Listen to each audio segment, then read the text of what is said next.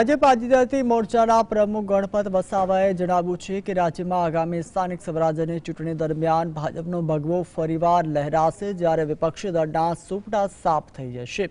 પ્રદેશમાં આદિવાસી સમુદાયની વસ્તી 1 કરોડ કરતાં પણ વધારે છે, ત્યારે વર્ષ 2027 વિધાનસભા ચૂંટણીમાં આદિવાસી વર્ચસ્વ ધરાવતી તમામ 27 વિધાનસભા બેઠકો પર ભાજપની જીત મેળવશે। સુરતના માંગરોળ તાલુકાના મોશાલિયા ભાજપ દ્વારા અનવનિયુક્ત હોદ્દેદારોના સન્માન માટે ભવ્ય કાર્યક્રમ પણ યોજાયો હતો।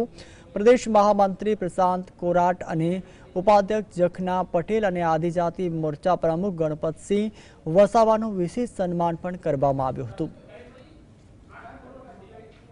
અને આવનારી તાલુકા પંચાયત જિલ્લા પંચાયતની ચૂંટણીઓમાં પણ ભારતીય જનતા પાર્ટીનો ભગવો લહેરાવાનો છે।